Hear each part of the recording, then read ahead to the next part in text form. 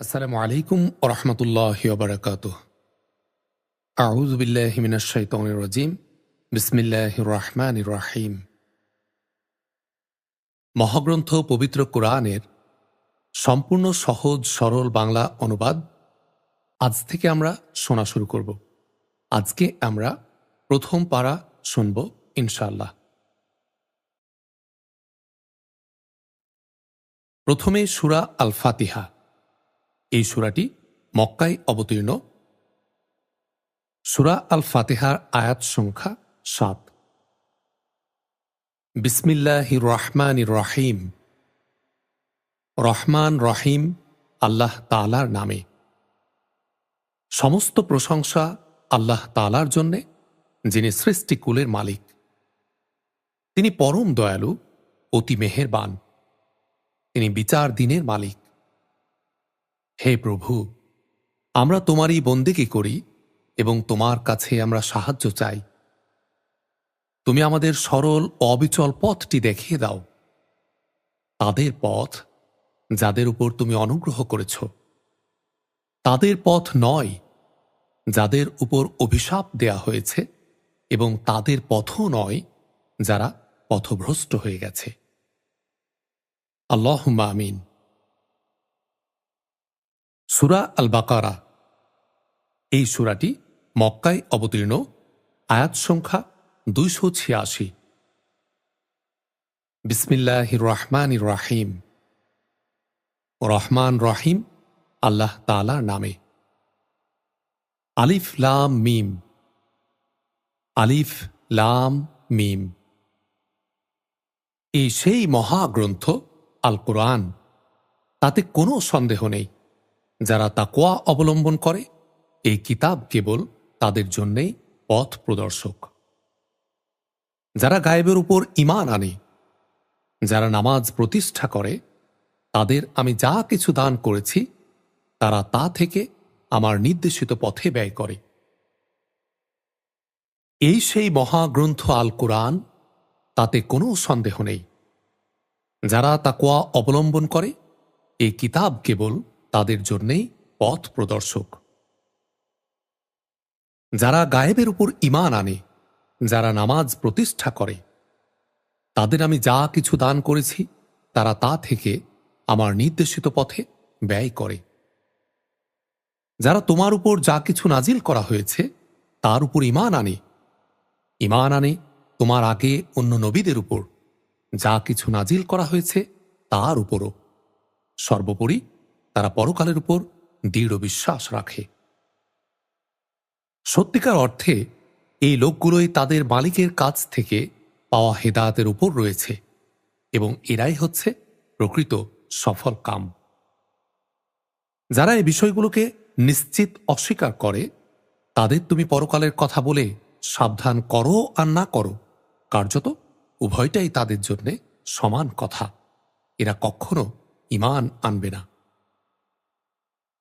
ক্রমাগত কুফরি করার কারণে আল্লাহ তাআলা তাদের মন ও শোনার উপর মোহর মেরে দিয়েছেন।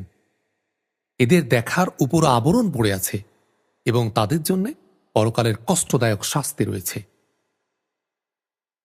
মানুষদের মাঝে কিছু লোক এমন আছে যারা মুখে বলে, আমরা আল্লাহ তাআলা ও পরকালের উপর ঈমান এনেছি, অথচ এরা কিন্তু মোটেই ঈমানদার নয়। ঈমানের কথা বলে এরা আল্লাহ তাআলা ও তার নেক বান্দাদের সাথে প্রতারণা করছে। মূলত এ কাজের মাধ্যমে তারা অন্য কাউকে নয়, নিজেদেরকেই ধোঁকা দিচ্ছে, যদিও এ ব্যাপারে তাদের কোনো চৈতন্য নেই। এদের মনের ভেতর রয়েছে এক ধরনের মারাত্মক ব্যাধি। প্রতারণার কারণে অতঃপর আল্লাহ তাআলা এদের সে ব্যাধি বাড়িয়ে দিয়েছেন। তাদের জন্য রয়েছে পীড়াদায়ক আযাব, কেননা তারা মিথ্যা বলছিল। তাদের যখন বলা হয়, তোমরা এই শান্তিপূর্ণ জমিনে অশান্তি ও বিপর্যয় সৃষ্টি করো না, তখন তারা বলে, না, আমরাই তো হচ্ছি বরং সংশোধনকারী। জেনে রেখো, এরাই হচ্ছে আসল বিপর্যয় সৃষ্টিকারী, কিন্তু তারা বিষয়টা বুঝে না। তাদের যখন বলা হয়, অন্য লোকেরা যেমন ঈমান এনেছে তোমরাও তেমনি ভাবে ঈমান আনো, তখন তারা বলে, হে নবী, তুমি কি চাও? আমরাও নির্বোধ লোকদের মতো ঈমান আনি? জেনে রেখো, আসল নির্বোধ তো হচ্ছে এরা নিজেরাই, যদিও তারা এ কথাটা জানে না। মুনাফিকদের অবস্থা হচ্ছে, তারা যখন ঈমানদারদের সাথে মিলিত হয় তখন বলে, আমরা ঈমান এনেছি। আবার যখন একাকী তাদের শয়তানদের সাথে মিলিত হয় তখন বলে, আমরা অবশ্যই তোমাদের সাথে আছি। ঈমানের কথা বলে ওদের সাথে আমরা ঠাট্টা করছিলাম মাত্র। মূলত আল্লাহ তাআলাই তাদের সাথে ঠাট্টা করে যাচ্ছেন। আল্লাহ তাআলা তাদের অবকাশ দিয়ে রেখেছেন। তারা তাদের বিদ্রোহে উদ্ভ্রান্তের ন্যায় ঘুরে বেড়াচ্ছে। এরা জেনে বুঝে হেদায়েতের বিনিময়ে গোমরাহি কিনে নিয়েছে। তাদের এই ব্যবসাটা কিন্তু মোটেই লাভজনক হয়নি এবং এরা সঠিক পথের অনুসারীও নয়। এদের উদাহরণ হচ্ছে সে হতভাগ্য ব্যক্তির মতো যে অন্ধকারে আগুন জ্বালাতে চাইল।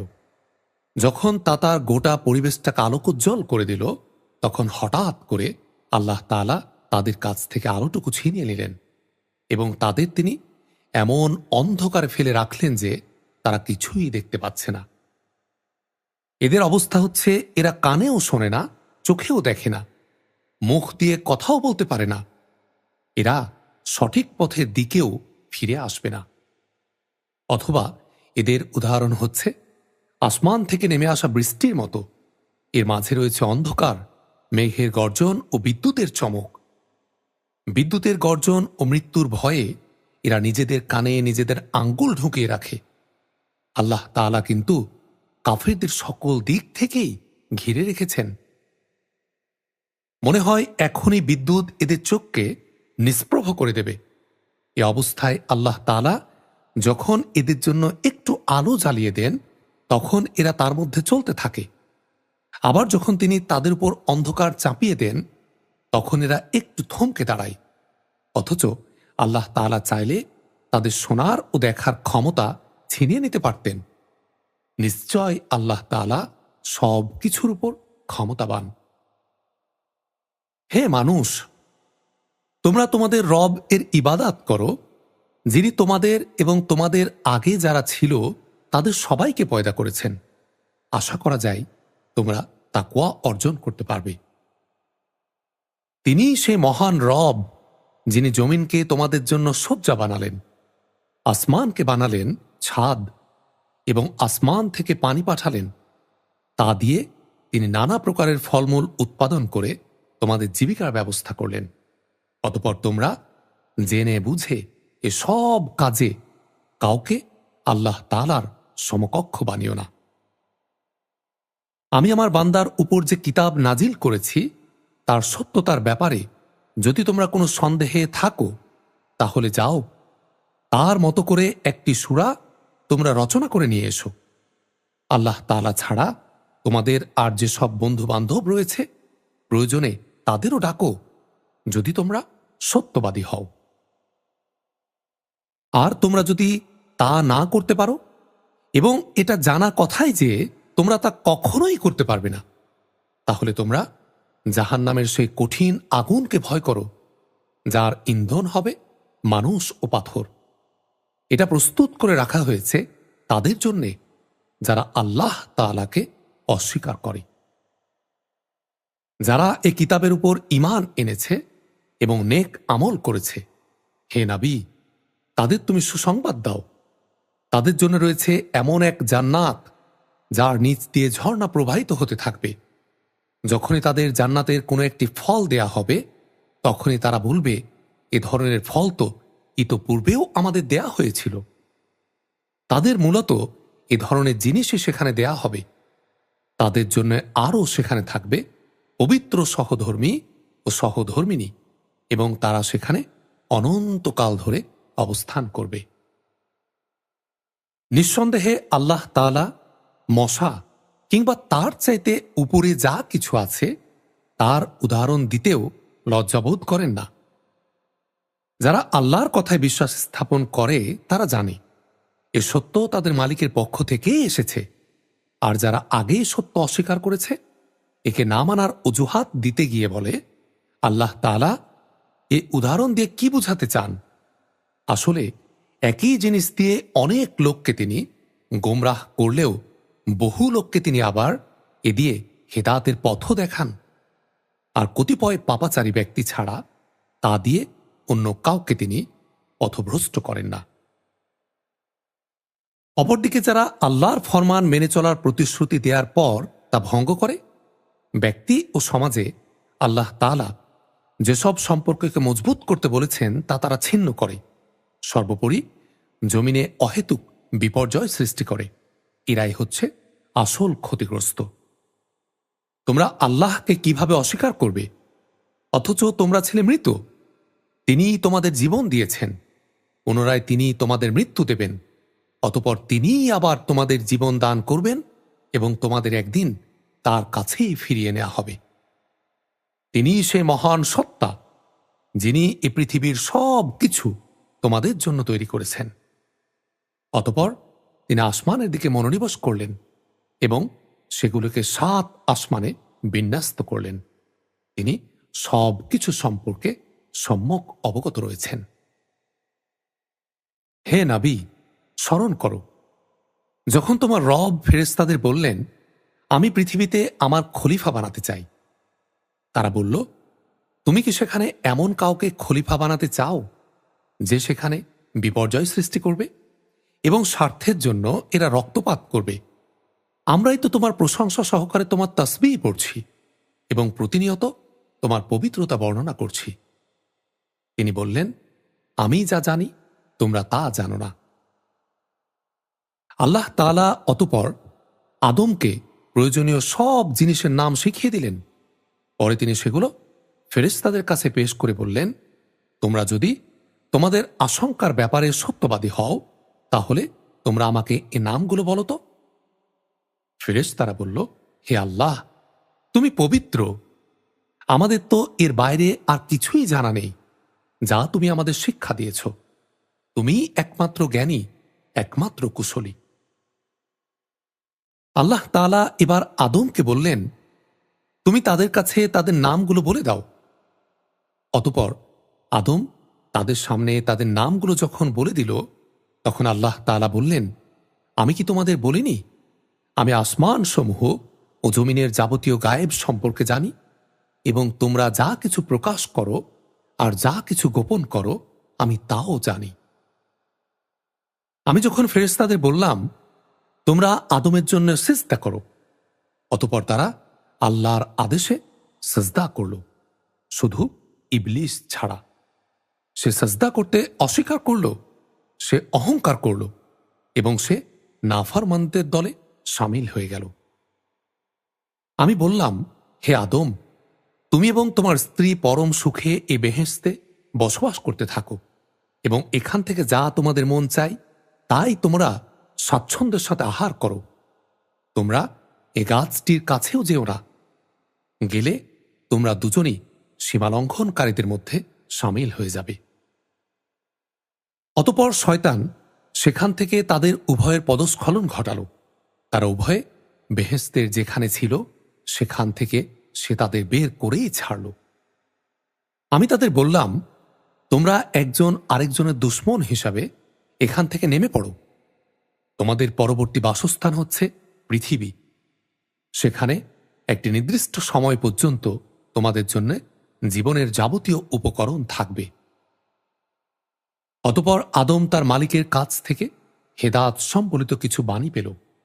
আল্লাহ তাআলা তার উপর ক্ষমা পরবশ হলেন। অবশ্যই তিনি বড় মেহেরবান ও ক্ষমাশীল। আমি তাদের বললাম, তোমরা সবাই এবার এখান থেকে নেমে যাও, তবে যেখানে যাবে সেখানে আমার পক্ষ থেকে তোমাদের কাছে অবশ্যই হেদায়েত আসবে। অতঃপর যে আমার হেদায়েত মেনে চলবে তাদের কোনো ভয় নেই, তাদের কোনো প্রকার উৎকণ্ঠিত হতেও হবে না।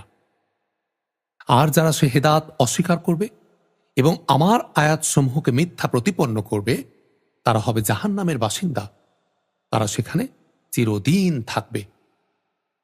হে বনী ইসরায়েল জাতি, তোমাদের উপর আমি যেসব নিয়ামত দিয়েছি তোমরা সেগুলো স্মরণ করো। আমার আনুগত্যের প্রতিশ্রুতি তোমরা পূর্ণ করো। আমিও এর বিনিময়ে তোমাদের দুনিয়ার শান্তি ও আখিরাতের পুরস্কারের প্রতিশ্রুতি পূর্ণ করব এবং তোমরা একমাত্র আমাকেই ভয় করো। আমি মুহাম্মাদের কাছে যা নাজিল করেছি তোমরা এর উপর ঈমান আনো। তোমাদের কাছে যা কিছু আছে তা তার সত্যায়নকারী। তোমরা কিছুতেই এর প্রথম অস্বীকারী হও না এবং সামান্য মূল্যে আমার আয়াতসমূহকে বিক্রি করো না। তোমরা শুধু আমাকেই ভয় করো। তোমরা মিথ্যা দিয়ে সত্যের গায়ে পোশাক পরিয়ে দিও না এবং জেনে বুঝে সত্য লুকিয়েও রেখো না। তোমরা নামাজ প্রতিষ্ঠা করো, জাকাত আদায় করো।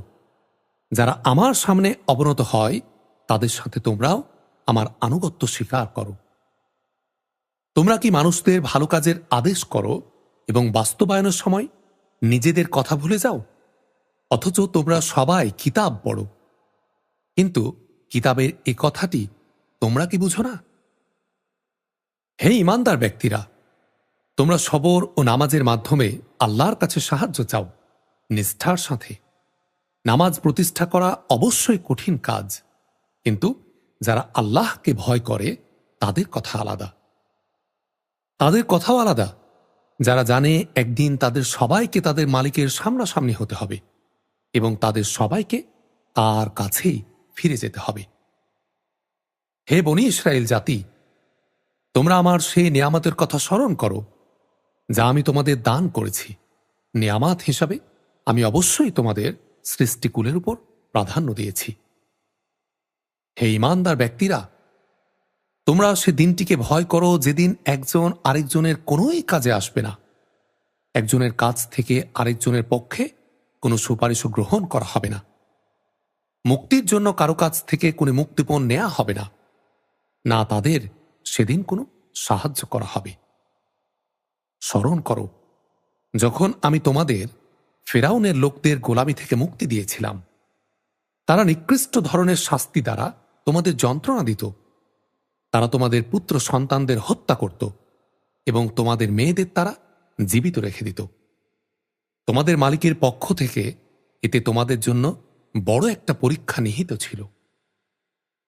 স্মরণ করো যখন আমি তোমাদের জন্য সমুদ্রকে বিভক্ত করে দিয়েছিলাম, অতঃপর আমি তোমাদের সমূহ মৃত্যুর হাত থেকে বাঁচিয়ে দিয়েছিলাম এবং আমি ফেরাউন ও তার দল বলকে সমুদ্রে ডুবিয়ে দিয়েছিলাম, আর তা তো তোমরা নিজেরাই প্রত্যক্ষ করেছিলে। স্মরণ করো যখন মূসাকে আমি বিশেষ কাজের জন্য 40 রাত সময় নির্ধারণ করে দিলাম, তারপর তোমরা একটি বাছুরকে মাবুদ রূপে গ্রহণ করে নিলে। আসলে তোমরা ছিলে বড়ই জালেম। এরপর আমি তোমাদের ক্ষমা করে দিয়েছি। আশা করা গিয়েছিল তোমরা কৃতজ্ঞতা আদায় করবে। স্মরণ করো যখন আমি মূসাকে কিতাব ও ন্যায় অন্যায়ের পরোক্ষকারী মানদণ্ড দান করেছি। আশা করা গিয়েছিল তোমরা হেদাতের পথে চলতে পারো। আরও স্মরণ করো মূসা যখন তার নিজ লোকদের বলল, হে আমার জাতি, তোমরা আমার অবর্তমানে বাছুরকে মাবুদ হিসাবে গ্রহণ করে অবশ্যই নিজেদের উপর বড় রকমের জুলুম করেছ। এজন্য অবিলম্বে তোমরা তোমাদের সৃষ্টিকর্তার দরবারে তওবা করো এবং তোমাদের নিজেদের শিরকে অভিযুক্ত নফসমূহকে হত্যা করো। এর মাঝে সৃষ্টিকর্তার কাছে তোমাদের জন্য কল্যাণ রয়েছে। অতঃপর আল্লাহ তাআলা তোমাদের উপর ক্ষমা পরবশ হলেন। অবশ্যই তিনি ক্ষমাশীল, অনুগ্রহকারী। তোমরা যখন বলেছিলে, হে মূসা, আমরা আল্লাহকে প্রত্যক্ষভাবে না দেখলে কখনো তার উপর ঈমান আনব না, তখন এ ধৃষ্টতার শাস্তি হিসেবে মুহূর্তের মধ্যে বজ্রসম এক গজব তোমাদের উপর নিপতিত হল, আর তোমরা তার দিকে চেয়েই থাকলে। অতঃপর তোমাদের এই মৃত্যুর পর আমি তোমাদের পুনরায় জীবন দান করলাম। আশা করা গিয়েছিল তোমরা আমার কৃতজ্ঞতা আদায় করবে। আমি তোমাদের উপর মেঘের ছায়া দান করেছিলাম। মান্না ও সালোয়া নামক খাবার আমি তোমাদের উপর পাঠিয়েছিলাম। আমি বলেছিলাম, সেসব পবিত্র খাবার তোমরা খাও যা আমি তোমাদের দিয়েছি। নেয়ামত অবজ্ঞা করে তারা আমার উপর কোনো জুলুম করেনি, বরং এর দ্বারা তারা নিজেরাই নিজেদের উপর জুলুম করেছে। স্মরণ করো, আমি যখন তোমাদের বলেছিলাম তোমরা এই জনপদে ঢুকে পড়ো এবং তোমরা তার যেখান থেকে ইচ্ছা স্বাচ্ছন্দ্যে আহার করো, দম্ভ সহকারে প্রবেশ না করে মাথা নত করে ঢোকো, তোমরা ক্ষমার কথা বলবে, আমি তোমাদের ভুল ত্রুটিসমূহ ক্ষমা করে দেব। যারা ভালো কাজ করে আমি তাদের পাওনার অঙ্ক বাড়িয়ে দেই। সুস্পষ্ট হেদাত সত্ত্বেও অতপর জালেমরা এমন কিছু ব্যাপার রদবদল করে ফেলল যা না করার জন্যেই তাদের বলা হয়েছিল। যারা জুলুম করল তাদের উপর আমি আসমান থেকে গজব নাজিল করলাম। মূলত এটা ছিল তাদের গুনার ফল। স্মরণ করো, যখন মূসা আমার কাছে তার জাতির লোকদের জন্য পানি চাইল, আমি তাকে বললাম, তোমার লাঠি দিয়ে তুমি এই পাথরে আঘাত করো। আঘাত করা মাত্রই তা থেকে 12টি পানির নহর উৎপন্ন হয়ে গেল। প্রত্যেক গোত্রই নিজেদের পানি পানের ঘাট চিনে নিল। আমি বললাম, আল্লাহর দেয়া রিজিক থেকে তোমরা পানাহার করো, তবে জমিনে বিপর্যয় সৃষ্টি করো না। স্মরণ করো, তোমরা যখন বলেছিলে, হে মূসা, প্রতিদিন একই ধরনের খাবারের উপর আমরা কিছুতে আর ধৈর্য ধরে রাখতে পারছি না।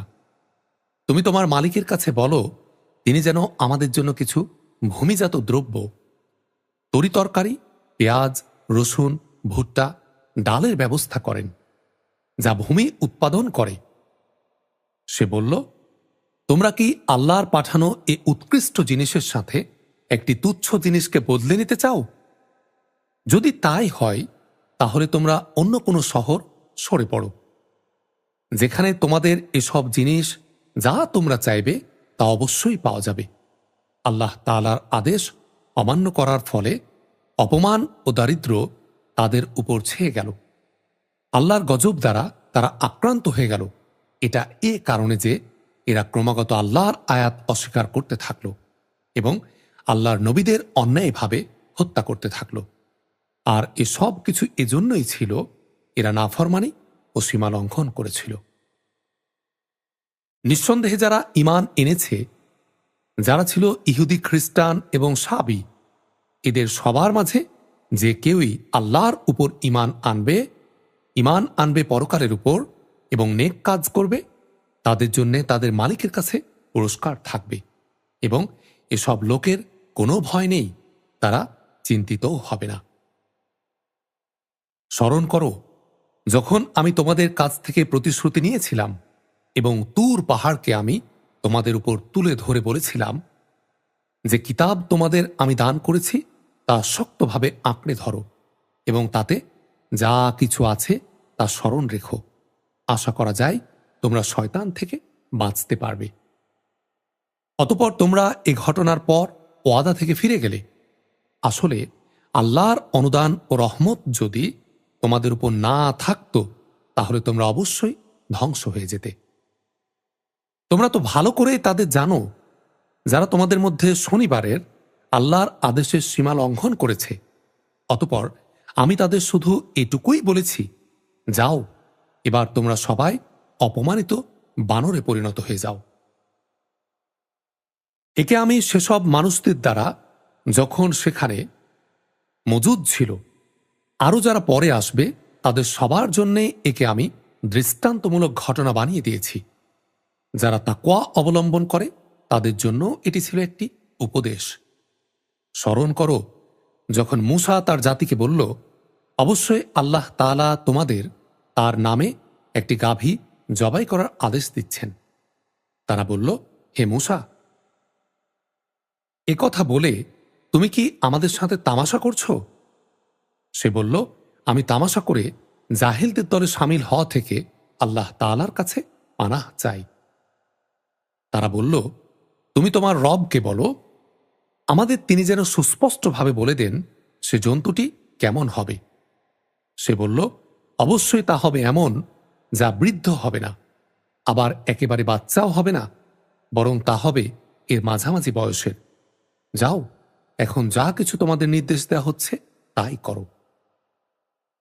তারা মূসাকে বলল, তুমি তোমার রবকে জিজ্ঞেস করে নাও, তিনি আমাদের যেন বলে দেন তার রংটা কেমন হবে। সে বলল, তা হবে হলুদ রঙের। তার রং এত আকর্ষণীয় হবে যে যারা তার দিকে তাকাবে তা তাদেরই পরিতৃপ্ত করবে। তারা বলল, হে মূসা, তুমি তোমার মালিককে আবার জিজ্ঞেস করে নাও আসলে তা কি ধরনের গাভী হবে। আমাদের কাছে তো সব গাভী দেখতে একই ধরনের মনে হয়। আল্লাহ তাআলা চাইলে এবার অবশ্যই আমরা সঠিক পথে চলতে পারব। সে বলল, আল্লাহ তাআলার ঈপ্সিত সে গাভী হবে এমন, সেটি কোনো চাষাবাদের কাজ করে না, জমিনে পানি সেচের কাজও করে না, সম্পূর্ণ নিখুঁত ও ত্রুটিমুক্ত। এ কথা শুনে তারা বলল, এতক্ষণে তুমি আমাদের সামনে সত্য কথাটা নিয়ে এসেছ।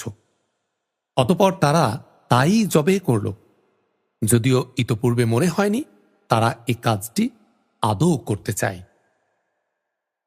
স্মরণ করো, যখন তোমরা একজন লোককে হত্যা করেছিলে, অতপর সে ব্যাপারে তোমরা একে অপরের উপর হত্যার অভিযোগ আরোপ করতে শুরু করলে, অথচ আল্লাহ তাআলা সে বিষয়টি মানুষের সামনে বের করে আনতে চাইলেন, যা তোমরা লুকোবার চেষ্টা করেছিলে।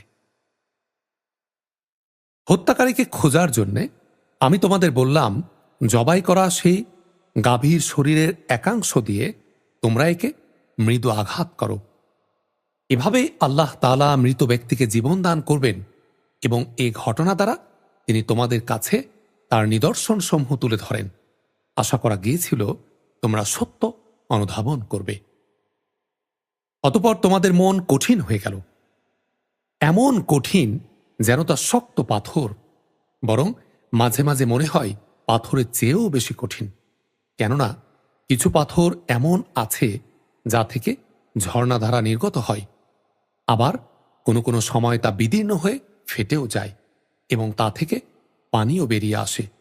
অবশ্য এর মধ্যে এমন কিছু পাথর আছে যা আল্লাহর ভয়ে ধসে পড়ে। আল্লাহ তাআলা কিন্তু তোমাদের কার্যকলাপ সম্পর্কে মোটেই গাফেল নন। তোমরা কি এরপরও এ আশা পোষণ করো যে এরা তোমাদের জন্য ঈমান আনবে? এদের একাংশ তো যুগ যুগ ধরে আল্লাহর কিতাব শুনে আসছে, অতপর তারা তাকে বিকৃত করছে। তাও করছে তাকে ভালো করে বুঝার পর, অথচ তারা ভালো করেই জানে যে তারা কি করছে। এরা যখন ঈমানদারদের সাথে সাক্ষাৎ করে তখন বলে, আমরা ঈমান এনেছি। কিন্তু এরা যখন গোপনে একে অপরের সাথে মিলিত হয় তখন বলে, তোমরা কি মুসলমানদের কাছে সেসব কথা প্রকাশ করে দাও যা আল্লাহ তাআলা মুহাম্মাদের নবুয়ত সম্পর্কে আগেই তাওরাতে তোমাদের উপর ব্যক্ত করে দিয়েছেন? খবরদার, তোমরা এমনটি কখনো করো না, তাহলে তারা একদিন তোমাদের প্রভুর সামনে এটা দিয়ে তোমাদের বিরুদ্ধে যুক্তি খাড়া করবে।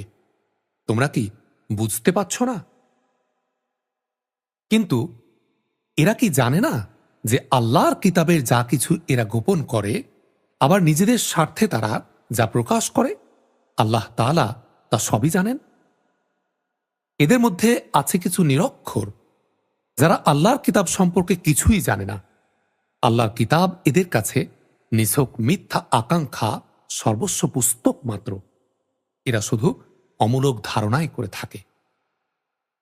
সেসব লোকের জন্য ধ্বংস অনিবার্য যারা নিজেদের হাত দিয়ে কিতাব লেখে, তারপর বলে এগুলো হচ্ছে আল্লাহ তাআলার পক্ষ থেকে আসা শরীয়তের বিধান। উদ্দেশ্য হচ্ছে তারা যেন তা দিয়ে সামান্য কিছু স্বার্থ কিনে নিতে পারে। তাদের হাত যা কিছু রচনা করছে তার জন্য তাদের ধ্বংস ও দুর্ভোগ। যা কিছু তারা উপার্জন করেছে তার জন্যেও তাদের দুর্ভোগ। এরা বলে, জাহান্নামের আগুন কখনোই আমাদের স্পর্শ করবে না, করলেও তা হবে নির্দিষ্ট কয়েকটা দিনের জন্য মাত্র। হে নবী, তুমি বলো, তোমরা কি আল্লাহর কাছ থেকে এমন কোনো প্রতিশ্রুতি আদায় করে নিয়েছ? আল্লাহ তাআলা তো কখনো তার প্রতিশ্রুতি ভঙ্গ করেন না। না তোমরা জেনে বুঝেই আল্লাহ তাআলা সম্পর্কে এমন কথা বলে বেড়াচ্ছ যা তোমরা নিজেরাই জানো না। হ্যাঁ, যে ব্যক্তি পাপ কামিয়েছে এবং যাকে তার পাপ ঘিরে রেখেছে, এমন লোকেরাই হবে জাহান্নামের অধিবাসী। সেখানে তারা চিরদিন অবস্থান করবে। আবার যারা আল্লাহ তাআলার উপর ঈমান আনবে এবং নেক কাজ করবে, তারা বেহেশতবাসী হবে, তারা সেখানে চিরদিন থাকবে। স্মরণ করো, যখন আমি বনী ইসরায়েলদের কাছ থেকে এই মর্মে প্রতিশ্রুতি নিয়েছিলাম যে তোমরা আল্লাহ তাআলা ছাড়া অন্য কারো ইবাদাত করবে না এবং মাতা পিতার সাথে সদ্ব্যবহার করবে, আত্মীয় স্বজন এতিম মিসকিনদের সাথে ভালো ব্যবহার করবে, মানুষদের সাথে সুন্দর কথা বলবে, নামাজ প্রতিষ্ঠা করবে, জাকাত প্রদান করবে। অতঃপর তোমাদের মধ্যে সামান্য কিছু সংখ্যক লোক ছাড়া অধিকাংশই এই প্রতিশ্রুতি থেকে ফিরে গেছে। এভাবেই তোমরা মুখ ফিরিয়ে নিয়েছিলে। তোমাদের কাছ থেকে আমি এ প্রতিশ্রুতিও নিয়েছিলাম যে তোমরা তোমাদের কারো রক্তপাত করবে না এবং নিজেদের লোকদের তাদের ঘর বাড়ি থেকে উচ্ছেদ করবে না। অতঃপর তোমরা তা স্বীকারও করে নিয়েছিলে। তোমরা তো নিজেরাই এ সাক্ষ্য দিচ্ছ। তারপর এই হচ্ছ তোমরা নিজেদের হত্যা করতে লাগলে। তোমাদের এক দলকে তোমরা তাদের ভিটেমাটি থেকে বিতাড়িত করে দিতে লাগলে। অন্যায় ও জুলুম দ্বারা তোমরা তাদের কাজের উপর তাদের পৃষ্ঠপোষকতা করতে থাকলে।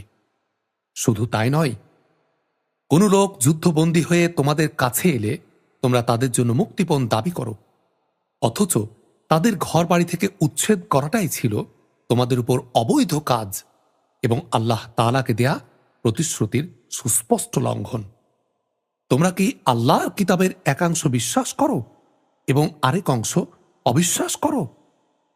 সাবধান, কখনো যদি কোনো জাতি কিংবা ব্যক্তি দ্বীনের অংশবিশেষের উপর ঈমান আনায়নের এ আচরণ করে, তাদের শাস্তি এছাড়া আর কি হবে যে পার্থিব জীবনে তাদের লাঞ্ছনা ভোগ করতে হবে, পরকালেও তাদের কঠিনতম আযাবের দিকে নিক্ষেপ করা হবে।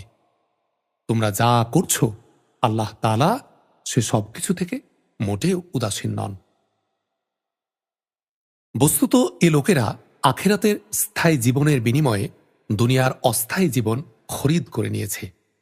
কিয়ামতের দিন তাদের উপর থেকে তাদের আযাব কিঞ্চিত পরিমাণও হালকা করা হবে না, না সেদিন তাদের কোন রকম সাহায্য করা হবে।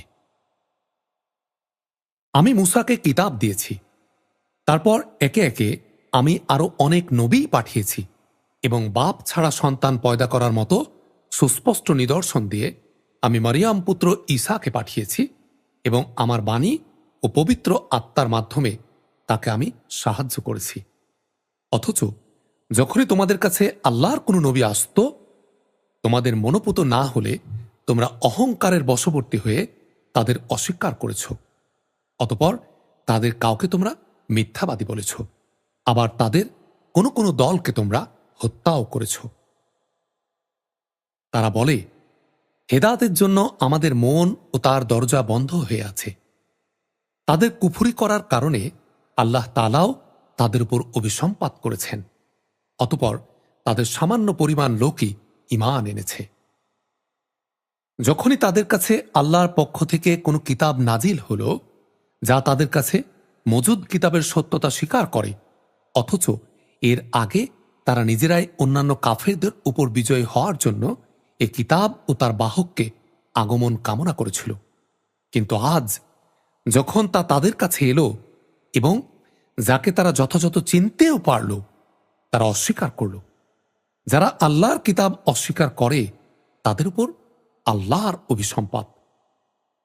কত নিকৃষ্ট বস্তু সেটি, যার বিনিময়ে তারা তাদের নিজেদের বিক্রয় করে দিয়েছে। শুধু গোঁড়ামির বশবর্তী হয়েই তারা আল্লাহর নাজিল করা বিধান অস্বীকার করেছে। তাও শুধু এ কারণে আল্লাহ তাআলা তার বান্দাদের মধ্য থেকে যাকে চান তাকে নবুয়ত দিয়ে অনুগ্রহ করেন। এ কুফুরির ফলে তারা ক্রোধের উপর ক্রোধে আক্রান্ত হল, আর কাফেরদের জন্য রয়েছে অপমানজনক শাস্তি। যখন তাদের বলা হয় আল্লাহ তাআলা যা কিছু নাজিল করেছেন তার উপর ঈমান আনো, তখন তারা বলে, আমরা তো শুধু সেসব কিছুর উপরেই ঈমান আনি যা আমাদের বনী ইসরায়েল জাতির উপর নাজিল করা হয়েছে। এর বাইরে যা তা তারা অস্বীকার করে, অথচ তা একান্ত সত্য। তা তাদের কাছে নাজিল করা আল্লাহর কথাগুলোকেও সত্য বলে স্বীকার করে। হে নবী, তুমি বলো, তোমরা যদি ঈমানদারই হও তাহলে এর আগে আল্লাহর নবীদের হত্যা করেছিলে কেন? তোমাদের কাছে তো সুস্পষ্ট নিদর্শন সহকারে মূসাও নবী হয়ে এসেছিলেন। অতঃপর তার সামান্য অনুপস্থিতির পরই তোমরা একটি বাছুরকে মাবুদ বলে গ্রহণ করে নিলে। তোমরা আসলেই জালেম। স্মরণ করো, যখন আমি তোমাদের কাছ থেকে একটি প্রতিশ্রুতি আদায় করেছিলাম, তোমাদের মাথার উপর তুর পাহাড় তুলে ধরে আমি বলেছিলাম, যা কিছু বিধিবিধান আমি তোমাদের দিয়েছি তা শক্ত করে আঁকড়ে ধরো এবং আমার কথাগুলো শোনো। এর জবাবে তারা মুখে তো বলল, হাঁ, আমরা তোমার কথা শুনেছি, কিন্তু বাস্তবে তা অস্বীকার করে তারা বলল, আমরা তা অমান্য করলাম। আসলে আল্লাহ তাআলাকে তাদের অস্বীকার করার কারণে সে বাছুরকে মাবুদ বানানো এর নেশা তারা তখনও তাদের মনকে আকৃষ্ট করে রাখা হয়েছিল। তুমি বলো, যদি তোমরা সত্যি মুমিন হও তাহলে বলতে পারো, এটা কত খারাপ ঈমান যা তোমাদের এ ধরনের কাজের আদেশ দেয়। হে নবী, তুমি বলো, যদি তোমরা মনে করো অন্যদের বদলে পরকালের নিবাস আল্লাহর কাছে শুধু তোমাদের জন্যই নির্দিষ্ট, তাহলে তা পাওয়ার জন্য তোমরা মৃত্যু কামনা করো না কেন, যদি তোমরা সত্যবাদী হও।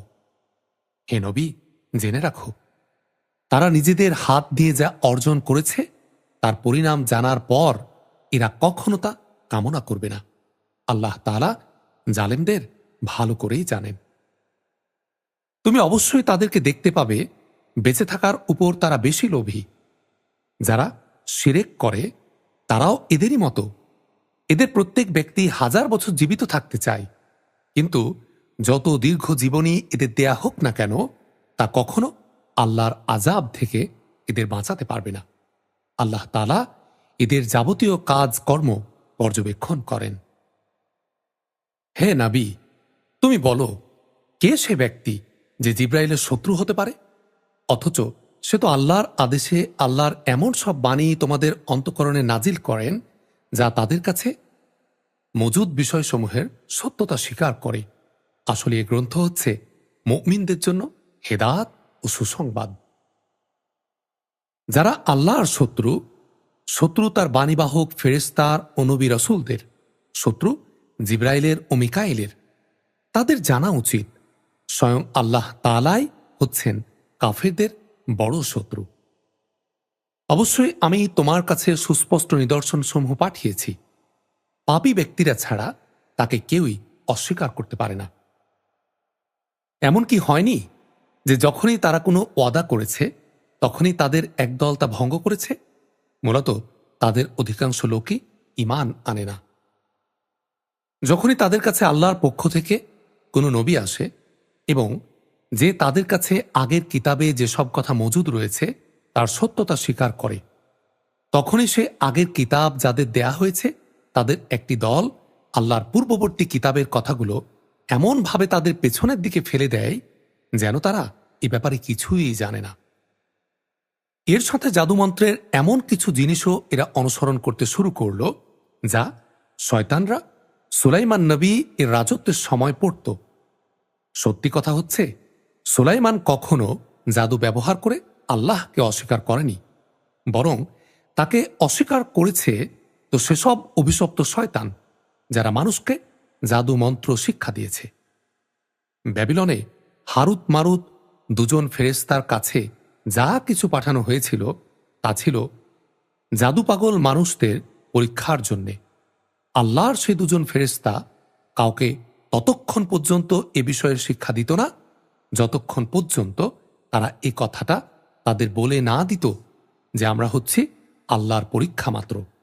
অতএব কোনো অবস্থায় তুমি এ বিদ্যা দিয়ে আল্লাহ তাআলাকে অস্বীকার করো না। এ সত্ত্বেও তারা তাদের কাছ থেকে এমন কিছু বিদ্যা শিখে নিয়েছিল যা দিয়ে এরা স্বামী স্ত্রীর মাঝে বিচ্ছেদের সৃষ্টি করত, যদিও আল্লাহর ইচ্ছা ছাড়া কেউ কারো সামান্যতম ক্ষতিও সাধন করতে পারে না। তারা মূলত এমন কিছু শিখে যা তাদের কোনো উপকার যেমন করতে পারে না, তেমনি তা তাদের কোনো ক্ষতিও করতে পারে না। তারা ভালো করে এটা জেনে নিল যে শ্রম ও অর্থ দিয়ে যা তারা কিনে নিয়েছে পরকালে তার কোনো মূল্য নেই। তারা নিজেদের জীবনের পরিবর্তে যা ক্রয় করে নিয়েছে তা সত্যিই নিকৃষ্ট। কত ভালো হতো যদি তারা কথাটা জানত। তারা যদি আল্লাহর উপর ঈমান আনত এবং তাকওয়া অবলম্বন করত, তাহলে আল্লাহর পক্ষ থেকে তারা উৎকৃষ্টতম পুরস্কার পেত। কত ভালো হতো যদি তারা এটা অনুধাবন করত। হে ঈমানদার ব্যক্তিরা, ধৃষ্টতার সাথে কখনো বলো না, হে নবী, তুমি আমাদের কথা শোনো। বরং তার দৃষ্টি আকর্ষণ করতে হলে বলো, হে নবী, আমাদের প্রতি লক্ষ্য করো। তোমরা সর্বদা তার কথা শুনবে। মনে রাখবে, যারা তার কথা অস্বীকার করে তাদের জন্য অত্যন্ত বেদনাদায়ক শাস্তি রয়েছে। আসলে এ আহলে কিতাব এবং যারা শিরক করে তারা কেউই এটা পছন্দ করে না যে তোমার কাছে তোমার মালিকের পক্ষ থেকে ভালো কিছু নাজিল হোক। কিন্তু আল্লাহ তাআলা যাকে চান তাকেই তার অনুগ্রহে নবুয়তের জন্য বেছে নেন। আল্লাহ তাআলা অত্যন্ত অনুগ্রহশীল। আমি যখন কোনো আয়াত বাতিল করে দেই কিংবা বিশেষ কারণে মানুষদের তা ভুলিয়ে দিতে চাই, তখন তার জায়গায় তার চেয়ে উৎকৃষ্ট কিংবা তারই মতো কোনো আয়াত এনে হাজির করি। তুমি কি জানো না আল্লাহ তাআলা সবকিছুর উপর ক্ষমতাবান? তুমি কি জানো না আসমানসমূহ ও জমিনের সার্বভৌমত্ব একমাত্র আল্লাহ তাআলার জন্যেই নির্দিষ্ট? আল্লাহ তাআলা ছাড়া তোমাদের কোনো বন্ধু নেই, নেই কোনো সাহায্যকারীও। তোমরা কি তোমাদের নবীর কাছে সে ধরনের উদ্ভট প্রশ্ন করতে চাও যেমনই তোমাদের আগে মূসাকে প্রশ্ন করা হয়েছিল? কেউ যদি ঈমানকে কুফরের সাথে বদল করে নেয়, তাহলে সে ব্যক্তি সোজা পথ থেকে গোমরাহ হয়ে যাবে। আহলে কিতাবদের অনেকেই বিদ্বেষের কারণে ঈমানের বদলে তোমাদের আবার সেই কুফরিতে ফিরিয়ে নিতে চাইবে। এমনকি সত্য তাদের কাছে স্পষ্ট হয়ে যাওয়ার পরেও তারা এ পথ থেকে বিরত হবে না। অতএব তাদের ব্যাপারে আল্লাহর সিদ্ধান্ত আসা পর্যন্ত তোমরা ক্ষমার নীতি অবলম্বন করো এবং তাদের সাথে ভালো ব্যবহার করো। অবশ্যই আল্লাহ তাআলা সব কিছুর উপর ক্ষমতাবান। তোমরা নামাজ প্রতিষ্ঠা করো এবং যাকাত আদায় করো। এর মাধ্যমে যে সব নেকি তোমরা আল্লাহর কাছে অগ্রিম পাঠাবে, তার কাছে গিয়ে এর সবই তোমরা মজুদ পাবে। তোমরা যা কিছুই করো, আল্লাহ তাআলা অবশ্যই এর সব কিছুই দেখতে পান। তারা বলে, ইহুদি কিংবা খ্রিস্টান ছাড়া আর কেউই বেহেশতে প্রবেশ করতে পারবে না। আসলে এগুলো তাদের একটা মিথ্যা কল্পনা। হে নবী, তুমি বলো, যদি তোমরা সত্যবাদী হও তাহলে তোমাদের দলিল প্রমাণ নিয়ে এসো। হ্যাঁ, যে ব্যক্তি সৎকর্মশীল হয়ে আল্লাহর সামনে নিজের সত্তাকে সমর্পণ করে দেবে, তার জন্য তার মালিকের কাছে এর বিনিময় থাকবে। তাদের কোনো ভয় ভীতি নেই, আর না তারা সেদিন চিন্তান্বিত হবে। ইহুদিরা বলে, খ্রিস্টানরা কোনো কিছুর উপরই প্রতিষ্ঠিত নয়। খ্রিস্টানরা বলে, ইহুদিরাও কোনো কিছুর উপর প্রতিষ্ঠিত নয়। অথচ এরা উভয়ে কিতাব পাঠ করে। এভাবেই যারা আদৌ কিতাবের কোনো কিছুই জানে না, এমন লোকেরা আবার এদের উভয়ের সম্পর্কে তাদের কথার মতো এই একই ধরনের কথা বলে। তারা যে বিষয়ে মতবিরোধ করছে, আল্লাহ তাআলা শেষ বিচারের দিনে সে বিষয়ে তাদের মাঝে মীমাংসা করে দেবেন। তার চেয়ে বড় জালেম আর কে আছে, যে ব্যক্তি আল্লাহর ঘর মসজিদে তার নাম স্মরণ করতে বাধা দেয় এবং তার ধ্বংস সাধনে সচেষ্ট হয়? এ ধরনের লোকদের তো তাতে ঢোকা শোভনীয় নয়। তবে একান্ত ভীত সন্ত্রস্তভাবে ঢুকলে তা ভিন্ন কথা। তাদের জন্যে পৃথিবীতে যেমন অপমান লাঞ্ছনা রয়েছে, তেমনই রয়েছে পরকালে কঠিনতম শাস্তি। পূর্ব পশ্চিম সবই আল্লাহ তাআলার। তোমরা যেদিকে মুখ ফেরাবে সেদিকেই তো আল্লাহ তাআলা রয়েছেন। অবশ্যই আল্লাহ তাআলা সর্বব্যাপী এবং জ্ঞানী। খ্রিস্টান লোকেরা বলে, আল্লাহ তাআলা অমুককে নিজের সন্তান রূপে গ্রহণ করেছেন, অথচ সব পবিত্রতা একান্তভাবে তার। তিনি সব কিছুর অনেক ঊর্ধ্বে। আসমান সমূহ ও জমিনের সব কিছুই তার জন্য। এর সকল বস্তুই তার অনুগত। আসমান সমূহ ও জমিনের তিনিই হচ্ছেন উদ্ভাবক। যখন তিনি কোনো একটি বিষয়ের সিদ্ধান্ত করেন, সে ব্যাপারে শুধু এটুকু বলেন, হও, আর সাথে সাথেই তা হয়ে যায়। যারা সঠিক কথা জানে না তারা বলে, আল্লাহ তাআলা নিজে আমাদের সাথে কথা বলেন না কেন? অথবা এমন কোনো নিদর্শন আমাদের কাছে কেন আসে না যার মাধ্যমে আমরা তাকে চিনতে পারব? এদের আগের লোকেরাও এদের মতো করেই কথা বলতো। এদের সবার মন আসলে একই ধরনের। আল্লাহকে যারা দৃঢ়ভাবে বিশ্বাস করে, আমি তাদের জন্য আমার নিদর্শনসমূহ সুস্পষ্ট করে পেশ করে দিয়েছি। অবশ্যই আমি তোমাকে সত্য দিন সহ পাঠিয়েছি আযাবের ভীতি প্রদর্শনকারী ও জান্নাতের সুসংবাদবাহী হিসাবে। জেনে রেখো, তোমাকে জাহান্নামের অধিবাসীদের ব্যাপারে কোনো রকম প্রশ্ন করা হবে না। ইহুদি ও খ্রিস্টানরা কখনো তোমার উপর খুশি হবে না যতক্ষণ না তুমি তাদের দলের অনুসরণ করতে শুরু করবে। তুমি তাদের বলো, আল্লাহ তাআলার হেদায়েতই হচ্ছে একমাত্র হেদায়েত। তোমার কাছে সঠিক জ্ঞান আসার পরও যদি তুমি তাদের ইচ্ছানুসারে চলতে থাকো, তাহলে আল্লাহ তাআলা ছাড়া তোমার কোনো বন্ধু ও সাহায্যকারী থাকবে না। যাদের আমি কিতাব দিয়েছি তাদের মাঝে এমন কিছু লোকও আছে যারা এ কোরআনকে তেলাওয়াতের হক আদায় করে পড়ে, তারা তার উপর ঈমানও আনে। যারা একে অস্বীকার করে তারাই হচ্ছে আসল ক্ষতিগ্রস্ত লোক। হে বনী ইসরায়েল জাতি, তোমরা আমার সে নেয়ামত স্মরণ করো যা আমি তোমাদের উপর দান করেছি। সে নেয়ামতের অংশ হিসেবে আমি একসময় তোমাদের সৃষ্টি কুলের উপর শ্রেষ্ঠত্ব দান করেছিলাম। তোমরা সেদিনটিকে ভয় করো যেদিন একজন মানুষ আরেকজনের কোনোই কাজে আসবে না, না সেদিন তার কাছে কোনো রকম বিনিময় নেওয়া হবে, একের পক্ষে অন্যের সুপারিশও সেদিন কোনো উপকারে আসবে না। সেদিন এসব লোকদের কোনো রকম সাহায্যও করা হবে না। স্মরণ করো যখন ইব্রাহিমকে তার রব কতিপয় বিষয়ে তার আনুগত্যের পরীক্ষা নিলেন, অতঃপর সে তা পুরোপুরি পূরণ করল। আল্লাহ তাআলা বললেন, আমি তোমাকে মানব জাতির জন্য নেতা বানাতে চাই। সে বলল, আমার ভবিষ্যৎ বংশধররাও কি নেতা হিসাবে বিবেচিত হবে? আল্লাহ তাআলা বললেন, আমার এ প্রতিশ্রুতি জালেমদের কাছে পৌঁছবে না। স্মরণ করো আমি যখন মানুষদের মিলনস্থল ও নিরাপত্তার কেন্দ্র হিসাবে কাবা ঘর নির্মাণ করেছিলাম, আমি তখন তাদের আদেশ দিয়েছিলাম, তোমরা ইব্রাহিমের দাঁড়ানোর স্থানটিতে নামাজের স্থান হিসাবে গ্রহণ করো। আমি ইব্রাহিম ও ইসমাইলকে আদেশ দিয়েছিলাম যেন তারা আমার ঘর কাবাকে হজ ও উমরার তাওয়াফকারীদের জন্যে, আল্লাহর ইবাদতে আত্মনিয়োগকারীদের জন্যে, সর্বোপরি তার নামে রুকু ও সিজদাকারীদের জন্য পবিত্র করে রাখে। ইব্রাহিম যখন বলেছিল, হে রব, এ শহরকে তুমি শান্তি ও নিরাপত্তার শহর বানিয়ে দাও এবং এখানকার অধিবাসীদের মাঝে কিংবা যারা আল্লাহ তাআলা এবং পরকাল দিবসকে বিশ্বাস করে তুমি তাদের ফলমূল দিয়ে রিজিক দাও।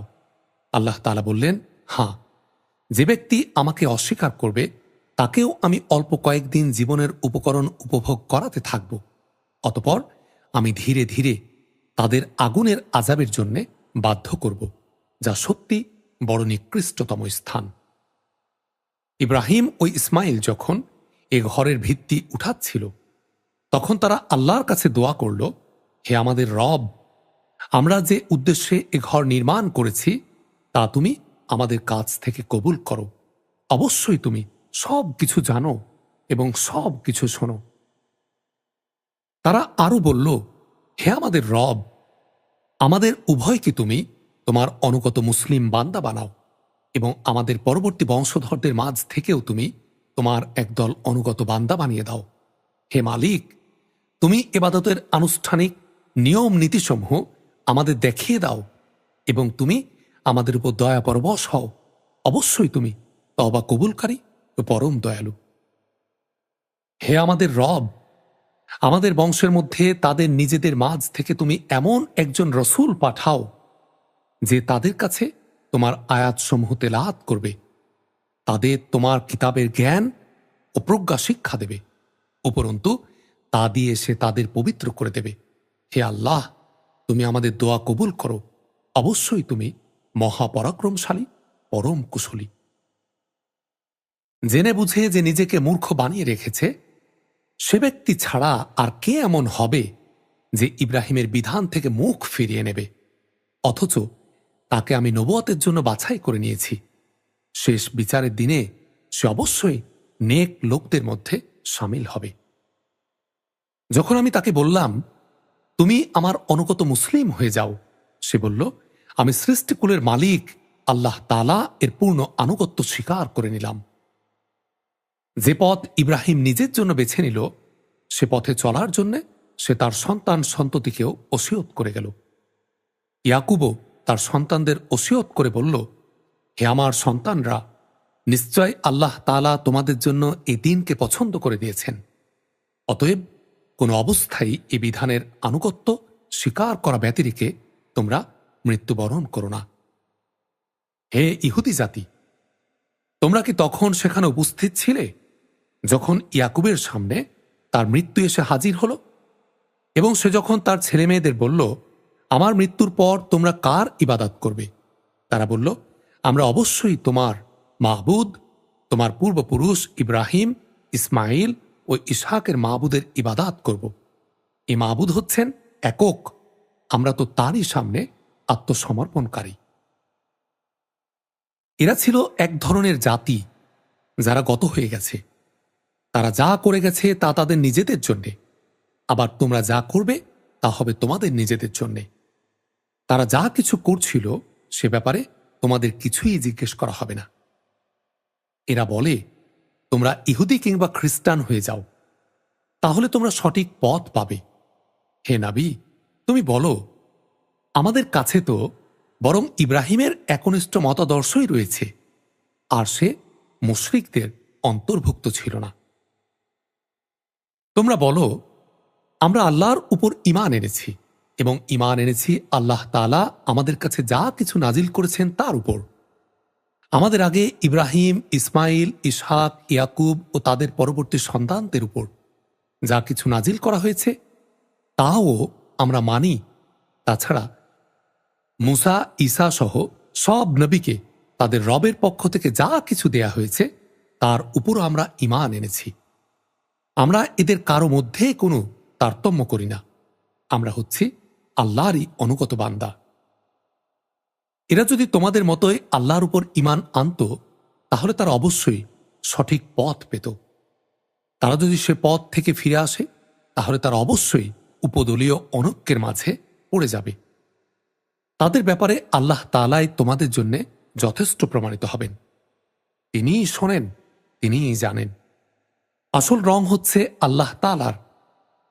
এমন কে আছে যার রং আল্লাহ তাআলার রঙের চেয়ে উৎকৃষ্ট হতে পারে? আমরা তো তারই ইবাদত করি। হে নবী, তুমি বলো, তোমরা কি স্বয়ং আল্লাহ তাআলার ব্যাপারে আমাদের সাথে বিতর্কে লিপ্ত হতে চাও?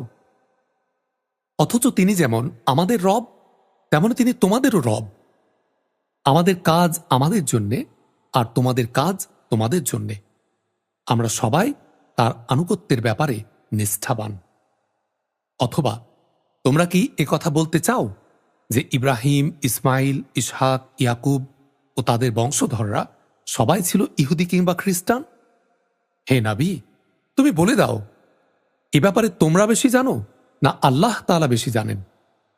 যদি কোনো ব্যক্তি তার কাছে মজুদ আল্লাহর কাছ থেকে আগত সাক্ষ্য প্রমাণ গোপন করে, তাহলে তার চেয়ে বড় জালেম আর কে হতে পারে? আল্লাহ তাআলা কিন্তু তোমাদের কাজকর্মের ব্যাপারে মোটেই গাফেল নন। এরা ছিল এক ধরনের সম্প্রদায় যারা গত হয়ে গেছে। তারা যা করে গেছে তা তাদের জন্যে, আর তোমাদের কর্মফল হবে তোমাদের জন্যে। তারা যা কিছু করছিল সে ব্যাপারে তোমাদের কিছু জিজ্ঞেস করা হবে না। সদাকাল্লাহুল আজিম। মহান আল্লাহ রাব্বুল আলামিন সত্য বলেছেন। আলহামদুলিল্লাহ রাব্বিল আলামিন পবিত্র কোরআন শরীফের সহজ সরল বাংলা অনুবাদের দীর্ঘ এই যাত্রায় প্রথম পারা রমজানের প্রথম এই দিনে আমরা শেষ করলাম। আমি আপনাদের কাছে আবেদন করছি, আপনারা খাস করে আমার জন্য দোয়া করবেন। আল্লাহ রাব্বুল আলামিন যেন আমাকে সুস্থ রাখেন এবং এই রমজানে এইভাবেই সহজ সরল বাংলায় সম্পূর্ণ কোরআনের অনুবাদ আপনাদেরকে শোনাতে পারি। আল্লাহ রব্বুল আলামিন আমাদের ক্ষমা করুন, আমাদের নেক কাজগুলো কবুল করুন। আল্লাহুম্মা আমিন। আসসালামু আলাইকুম ওয়া রাহমাতুল্লাহি ওয়া বারাকাতুহু।